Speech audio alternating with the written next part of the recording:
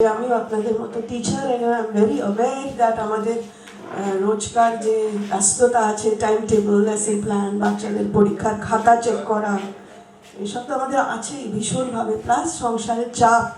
জিদ্দু কৃষ্ণমূর্তি তিনি কিছু প্রশ্ন রেখেছেন।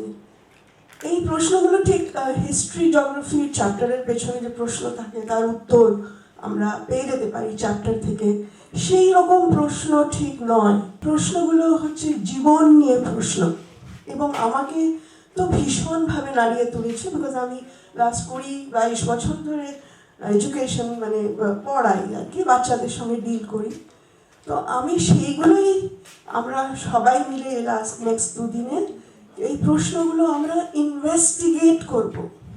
এবং কোথায় ইনভেস্টিগেট করব? একটা ফ্রি স্পেসে। এবং সেই ফ্রি স্পেসটা কোথায়? সেই ফ্রি স্পেসটা আমাদের মধ্যে, আমাদের মনের মধ্যে।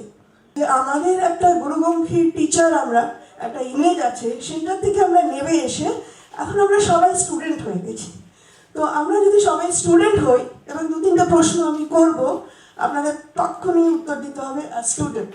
হ্যাঁ, তো আমি যদি আপনার কাছে যাই, হ্যাঁ, আপনি স্টুডেন্ট ক্লাস 9-এ পড়েন, তো আপনাকে আমি জিজ্ঞেস করতে চাই, আপনি ম্যাথসে ফেল করেছেন, হ্যাঁ, আপনার খুব মন খারাপ, তখন কি আপনি বাড়ি গিয়ে কি মুখ দেখাবো, কি ভাবছেন, আপনার মনোভাবটা একটু বলুন।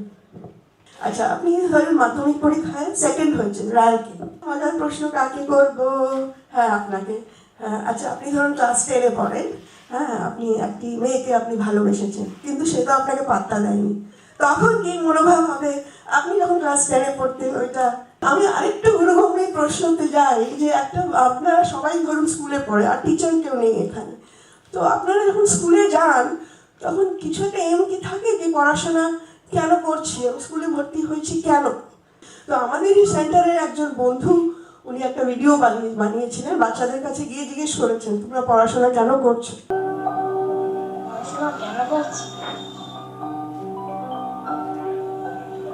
করতে হয় তাই করছি পড়াশোনা। মেনলি টাকাটাও তো ব্যাপার, মানে ভবিষ্যতের জন্য বাড়ির। আমি পড়াশোনা করছি কেন কি আজকাল টাইমে সবাই পড়াশোনা না করলে জব পাওয়া ইম্পসিবল। নিজের একটা পরিচয় পাওয়ার জন্য এবং ভবিষ্যতে যাতে stability pi. Fulfill my basic needs and to support my family. These are the basic requirements of our education. পড়াশোনা ছাড়া কাজবাজ পৃথিবীতে কিছু পাওয়া যাবে না। It's the cultivation of the mind, not cultivation of a particular subject.